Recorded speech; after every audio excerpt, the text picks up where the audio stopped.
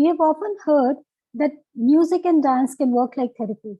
Yes, we all would have heard about it, but how many people are there who train themselves to train others such that this can really work like a therapy? Mansa, the guest of Talk to the Expert series with the Spectrum Autism Support Group, is one such professional who is working in this direction for last many, many years. Mansa Bharat is a certified movement therapist.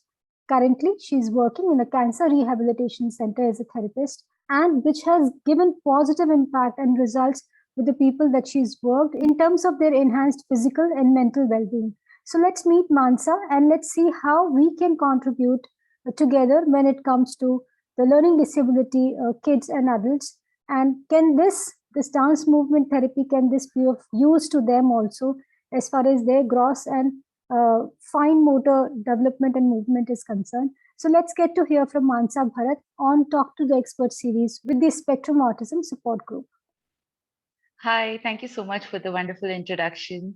I feel really honored and blessed to actually be on a platform which spreads awareness on and helps the society in turn in understanding. So thank you so much for having It's me really here. kind of you to say that, because a lot of groups are doing this, and we are one of those groups which is doing it out of pure compassion towards humanity and building up an environment which is more empathetic and more inclusive. And when you people like youngsters like you, when you join hands with us, it gives us a lot of courage and it boosts our morale also, that yes, we're on the right track, and yes, people are joining, they're supporting this tribe. So thanks to you for coming here today. So Mansa, you are a trained Bharatanatyam dancer.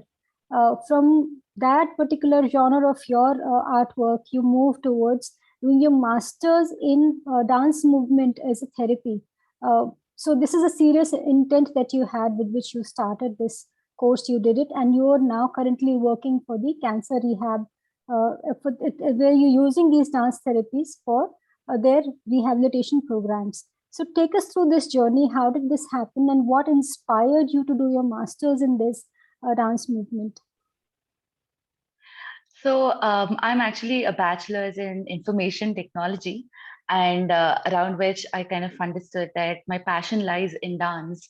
So that's when I decided that despite the campus jobs and all that, I thought, no, I should really explore dance and Indian classical dance forms.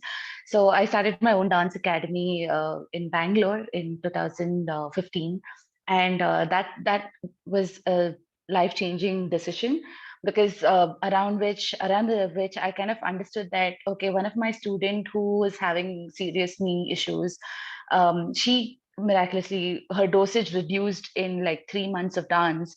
And I was like, wow, really, there's something much more than the performative aspect of dance. It's got a very therapeutic benefit. And I felt compelled to kind of explore and find out ways wherein I can actually reach out to and tap into the therapeutic effects. That's when I kind of found this course in a master's course in New York, which is specifically for dance movement therapy. And that's where my journey began. And I didn't want to do a small course like a 6 months or a short certificate course, because I wanted to actually be a therapist and actually practice it in a wider spectrum, and reach out to a larger part of the society with the prerequisites necessary for addressing mental health issues, physical issues. And that's how I began my journey in dance movement therapy. And I really wanted to do something back to my country, and that's when I came back from New York after my education and thought, I should really start my work here, so that my citizens are benefited from the wide range of knowledge that I could get from the West, as well as existing traditional knowledge that we have in our own society. So Wow. So this looks like purely living the Indian art and culture, because this is what we have been known for. We imbibe, we absorb, and then we make it our own. And then we go with the expertise that you're doing currently with your group that you're working with. So you mentioned that you have an academy where you're teaching kids. So you're doing that currently as well? yes, I still train kids and ladies and even like male members who are interested in Bharatanatyam. probably taking them just beyond the performative aspect and making them kind of think about how they can tie the traditional dance form into bringing modern themes and modern issues, how we can address it using Bharatanatyam, using the traditional art form. So we have productions where we actually address mental health issues or address themes of issues in the society using the same mudras and storytelling that comes as a part of the dance form. Wow, that's your picture which is there behind, right? Yes. That's beautiful. So Thank you. tell us this current assignment, the project that you're doing for the cancer rehabilitation patients. So how is that experience, and what is your experience there? So I've always felt passionate towards reaching out to the cancer population because they are actually under tremendous mental health stress, and they still feel like, since we belong to a society where it's a very cohesive society which lives with the family ties, and most of the time they feel compelled to not share a lot of their issues with the family because the family is already going through a lot with just the knowledge that they have cancer. So they don't wish to burden their family members with additional issues where they're feeling anxiety, fear, depression, and much more trauma, in fact. So that's when I thought that probably we should address this with the cancer population and give them that space where they can actually express, they feel acknowledged, and they can also synthesize and understand that how they can help themselves.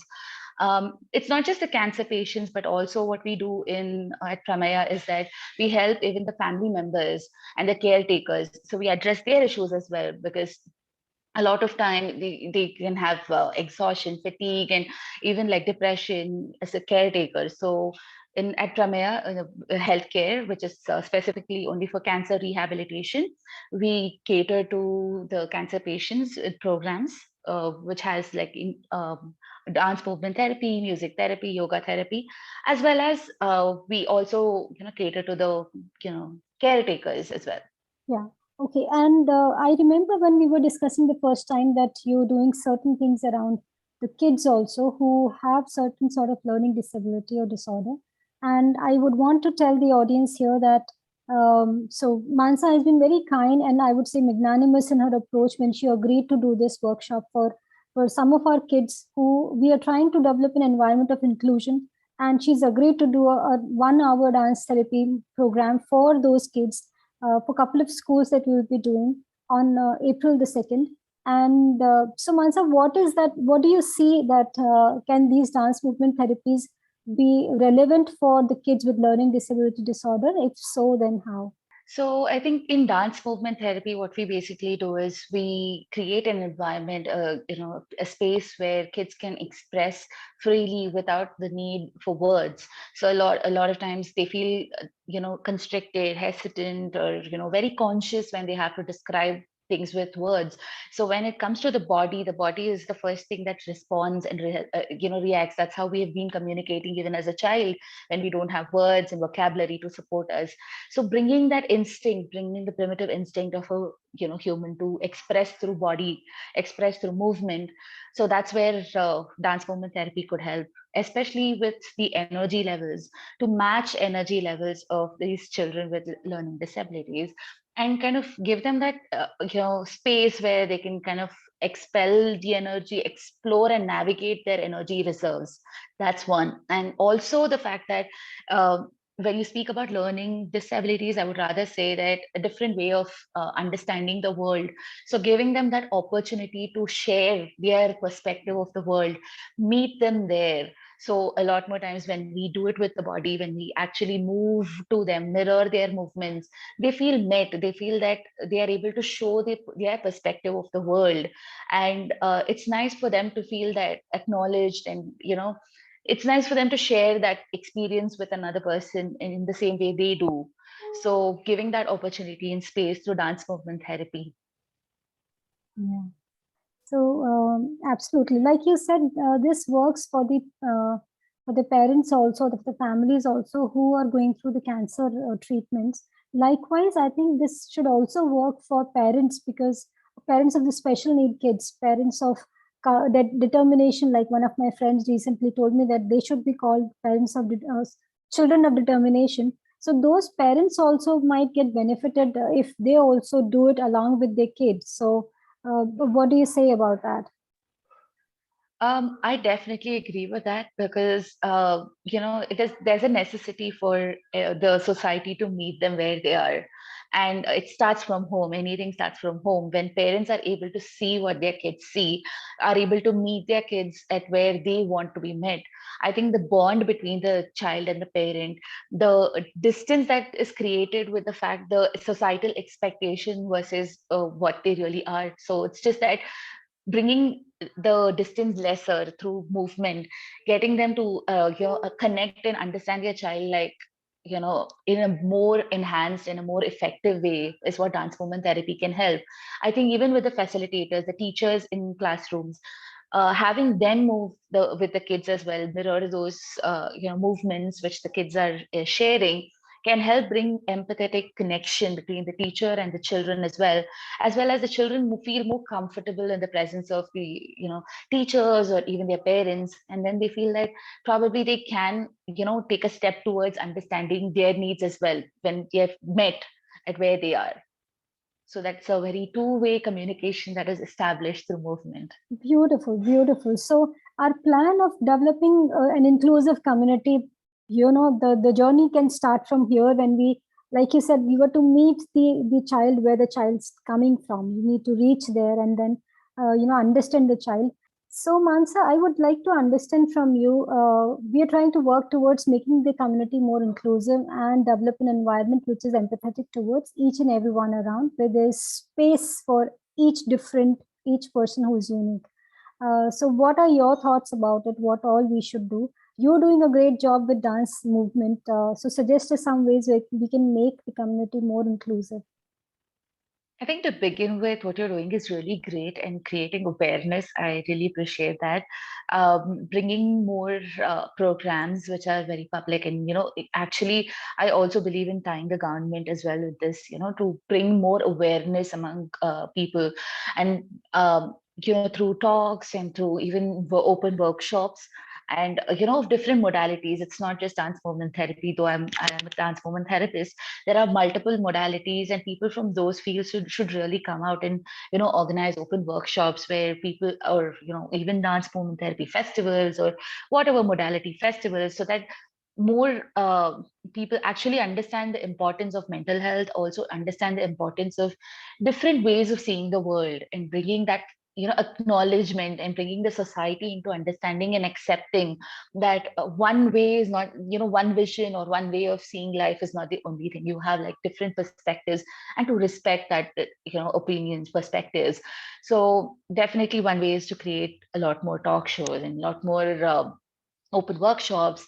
And I think even at a school level, in an institution where you know understanding and bringing in mental health professionals and different modalities of therapists to bring that awareness, and also to give that space where kids themselves, even the younger generation, really understand and appreciate different ways of seeing the world.